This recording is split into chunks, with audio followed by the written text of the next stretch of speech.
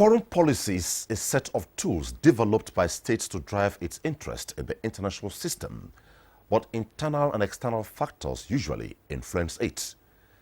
The personality and environment in which leaders assume governance also plays an important role in defining a state's foreign policy. In this case, Nigeria. Is Nigeria under Muhammadu Buhari still Afrocentric in our foreign policy? Being a milestone in the life of the country, a review of our foreign policy within the period is germane because there seems to be a debate to the fact that Nigeria's foreign policy has been consistent over the years. On the program, we shall be exploring Nigeria's foreign policy regime in the last 5 years, queuing from May 2015 to date. How consistent has the journey been? My guest on the program is a political scientist, international diplomacy expert, lawyer, and Nigeria's Foreign Affairs Minister, Geoffrey Onyeama. How has Nigeria fared in our dealings with other states, non-governmental organizations, international organizations within this period spanning 2015 to date? The program continues shortly. The need for Nigeria to be more involved in world affairs and improve its international relations in this era of globalization and the accompanying system of interdependence saw President Muhammadu Buhari believing that strengthening international relationships and delivering effective domestic policies will enable Nigeria to set up and play an increasingly vital role in maintaining peace and stability in Africa. Regaining its rightful place in the international community, which saw the country getting the position of Deputy Secretary General of the United Nations, President of the UN General Assembly, President of the International Criminal Court, Secretary General of the Organization of Petroleum Exporting Countries, among other positions.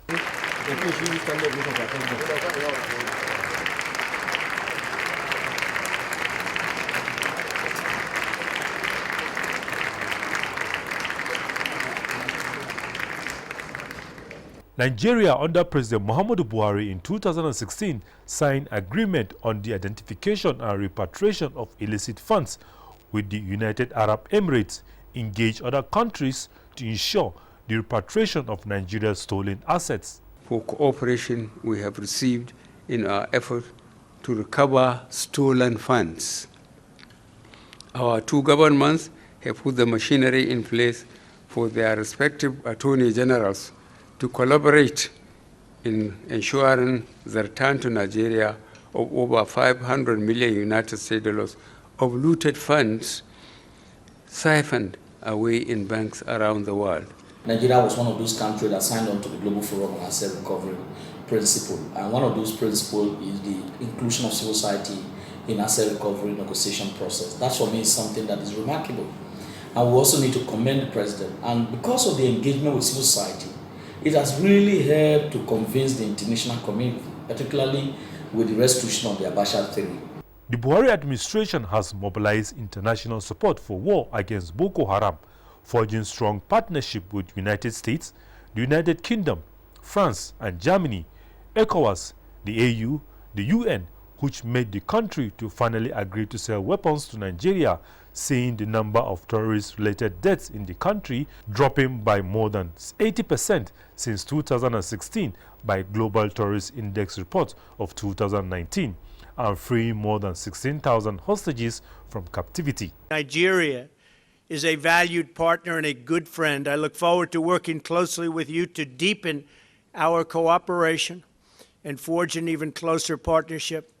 The United States is committed to working alongside Nigeria as we seek a future of strength, prosperity, and peace. I especially want to thank President Buhari for Nigeria's partnership and leadership in the fight against terrorism. He's been a real leader.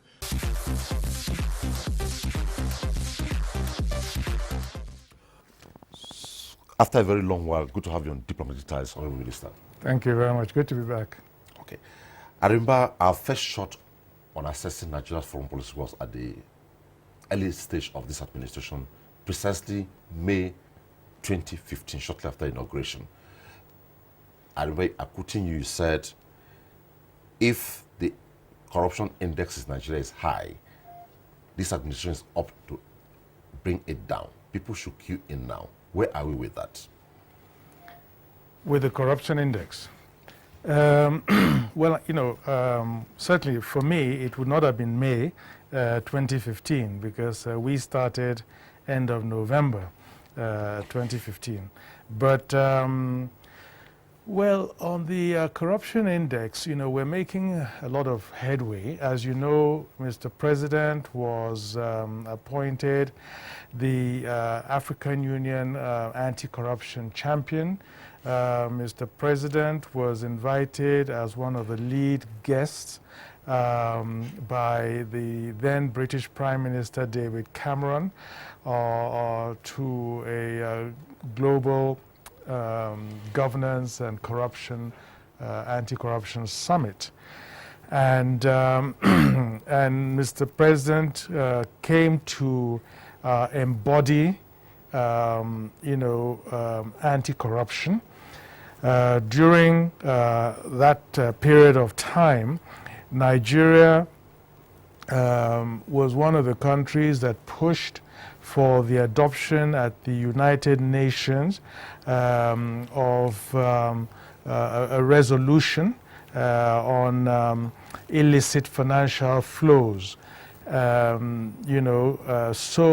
Mr. President has been at the center of global and regional initiatives on corruption and has come to really be seen as almost an anti-corruption icon. So that has also supplemented and reinforced the internal efforts, domestic efforts in Nigeria, anti-corruption efforts within the country. So I would say that from the foreign perspective, which is of course my brief, the importance of that is the perception that countries outside have of Nigeria where anti-corruption is concerned. As you know, the corruption index, Nigeria has always been ranked pretty low, and that has affected investment into the country. So, and so has an economic impact on the country. And we can conclude, I would say, that as a result of Mr. President's efforts, as a result of what he symbolizes, the level of investment into the country, has increased. And we have seen also that in the World Bank rating on ease of doing business, for instance, because they're all interlinked, financial flows, ease of doing business, transparency, money laundering and all that. Nigeria has been going up in the ease of doing business ratings. So we are doing very well, and I mean, we're improving and are, being seen as a government that prioritizes good governance. Now, Yes. have we started harvesting fruits from the globetrot by Mr. President, Nigeria's foreign policy from UK, US, China? Yes, I would definitely say so. With the US, there has been greater engagement at all levels, but in particular, the security level. For a period of time, Nigeria was trying to acquire weapons from the US, and it was blocked consistently by the US Congress. And, with Mr. President coming on board, you could see again, that the confidence in the country was higher, And Mr. President was able to get the U.S. to agree to sell the weaponry that we were looking for. You know, he was invited as, I think, the first sub-Saharan African leader to the White House to meet with President Trump. And so these are clear signs, you know, of greater respect for the country and for the president. And there has been greater engagement between the two countries. With the United Kingdom, he's also, you know, been invited there, met with Prince Charles and successive prime ministers, all of them. He met with David Cameron and Theresa May, and latterly with Boris Johnson. And there have also been visits at that high level to Nigeria. And a trade agreement, you know, has been signed with the United Kingdom. And especially in the context of the Brexit, there's been the British, the UK, has also been making a conscious effort to increase the level of engagement and trade, in particular, with Nigeria. So that's been very concrete and very visible.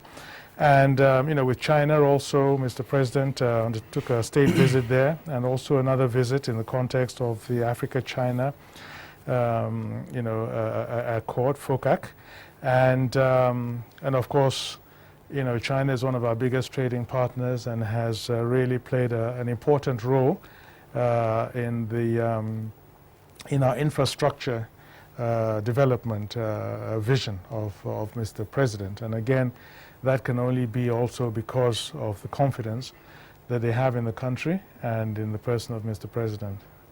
So that leads me to the emphasis now. Is Nigeria's foreign policy still Afrocentric? Yes, they're not mutually exclusive. You know, you can be Afrocentric, but at the same time you engage with, you know, with the wider world. You know, Africa is still the cornerstone of our foreign policy, but the concentric circles of relations is also a key aspect of our foreign policies. But clearly, you know, you have to take care of your neighborhood, you know, before anything else. And to that extent, as the largest country on the continent, the largest economy, looked upon by many as a sort of the big brother in the neighborhood, Nigeria, Africa is very important for Nigeria, and our foreign policy, of course, with regards to Africa, Africa is very key within our foreign policy. Okay, let's look at it. Let's localize something right now. COVID-19. Nigeria has been very visible as we speak in the West African sub-region. Nigeria's president is the champion of mitigation efforts on COVID-19. And just a few days ago, WAHO, through its DG, Professor Stanley Okolo, churned out a lot of positive efforts Nigeria is taking. So looking at it in terms of how Nigeria is in the forefront, how do you assess it? Of course, you know, COVID-19 is a global phenomenon. It's a pandemic. So the addressing it, you know, the response, as it were, to it has to be global, regional. You know, we have to come together because it does not recognize frontiers and boundaries, and it's just, you know, as we have seen. So, so first of all, the African Union has come together to address the COVID issue, and it's not just a question of as they call it, flattening the curve. You know, Okay, yeah. Reducing the rate of infection and pushing it down. But the huge economic impact that this disease is having is wiping out businesses all across the world, you know. And so it's obvious that you have to put in place robust strategies to safeguard your countries and your peoples, you know. The debt that a lot of our countries owe to international institutions and other countries, bilateral debts, multilateral debts, and so forth, is going to be like a rope around the necks of countries, especially African countries, developing countries. So a common strategy had to be elaborated for countries to come together and engage the global community on debt forgiveness and these kinds of and other palliatives, you know, for countries and so forth. And at the same time, of course, the resources that are required to address this, you know, isolation centers, hospitals, and then you know, all the other aspects of it. So Nigeria, of course, is playing its role, you know, as a big country in West Africa, leading this process. And WAHO, the West African Health Organization, has moved its hub of operations to Nigeria, and from there, from Nigeria, to now assist other African countries with medical support and all that. And of course, Mr. President is the champion, the ECOWAS sort of leader on the COVID-19 response. Within this period, you came up with your ministry came up with the returnee or stranded Nigerians who have been evacuated to the country. What informed that? Well, they informed it. I mean, they were crying out. You see, because when the borders, including the air borders, came down, was shut, there were a large number of Nigerians outside the country. Not just Nigerians, but you know, nationals, citizens of almost all the countries of the world were trapped outside their borders. And after a while, there was this crescendo of noise from around the world of Nigerians wanting to come back, you know, because people who went for medical reasons, business reasons, you know, students and tourists and others, you know, trapped outside. They were intending to stay for a limited period of time, had also budgeted for a limited period of time. And all of a sudden, you know, they now found themselves staying 1 month and more, longer than you know, what they had planned to for the period they had planned to stay. So so it was the obligation. You know, every Nigerian, every citizen has a right to come back into his country. You know, the constitutional human rights. So as a government, we had to then put in place an evacuation process, you know. So we've been evacuating. We started with Dubai, who came back. Then, you know, the UK, they came back. The US evacuated some from there. Then China also. We've Saudi Arabia, Lebanon, and there's still about 2,000, 3,000 still waiting to come. And so it was a big weight on our capacity to, you know, to accept, because we required them to be quarantined for 14 days, you know, because... Is that happening right now? Yes, because you see, you know, the COVID, the virus, coronavirus, it came from outside, you know, so that's where the source of it coming was. And so we really had to take strong border measures, you know, for people coming from outside. And so as they came in, we had to quarantine them, test them, and those who, you know, were positive, isolate them, and let the others out. And 14 days in a hotel, it's hugely expensive. And for about 4,000 people, we're talking about over almost $1.5 billion naira, 1.5 billion naira. And so it's been a real challenge. It's been a real challenge for us, and now we've had to look for another way, which is home isolation, for them to go to their homes and isolate at home to also keep the costs down and be able to bring more people in. So it hasn't been easy, but we're doing our best in trying to get them back.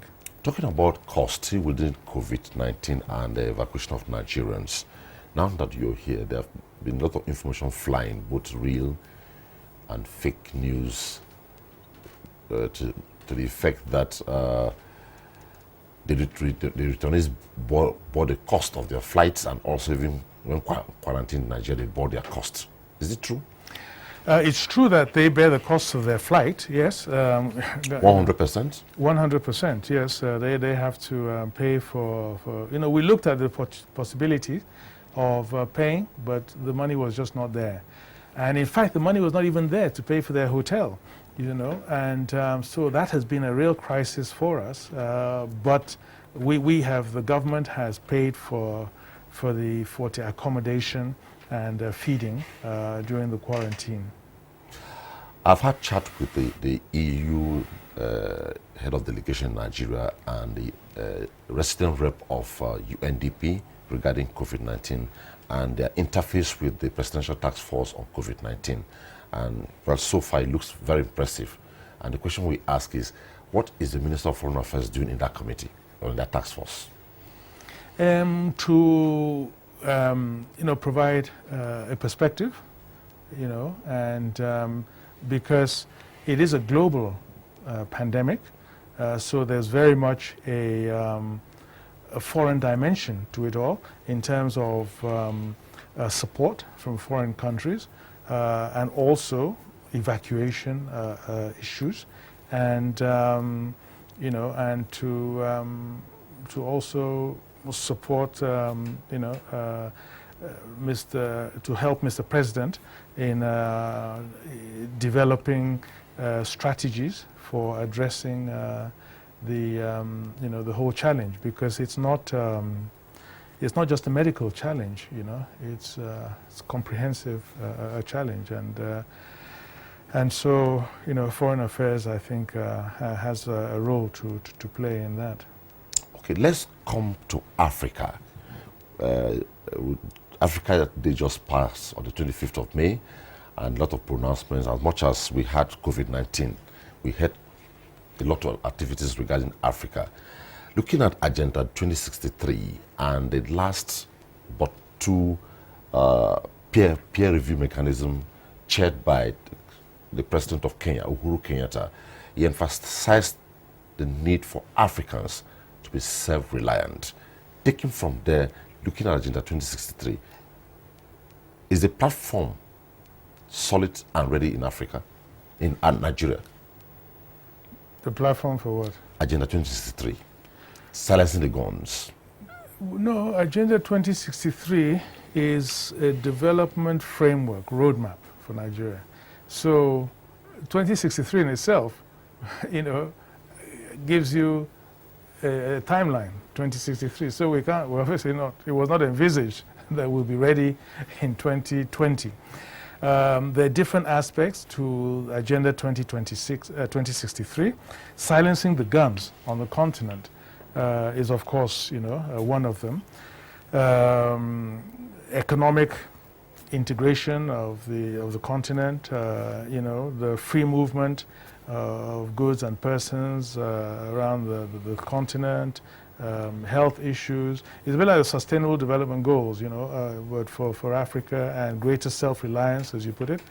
The one that's supposed to mature now is the silencing of the guns. The idea is that there will be no more conflict on the continent of Africa by 2020. So by the end of this year, by December 31, we hope and pray that there will be no more conflict on the African continent. We cannot say that is the case right now. Them, not me. Well, it was nice having a chat with you on diplomatic ties after a while. Thank you very much indeed. Nice to see you again, and nice to be back. On this two-part series, part one, we looked at 5 years of foreign relations of Nigeria with other parts of the world. And on part two, we shall be discussing other matters. Like you heard on the program, the minister has talked about he met citizen centers diplomacy initiated by the late Ojo Maduekwe. He is driving the economic diplomacy. That's it on Diplomatic Ties today. Thanks for watching. Bye-bye.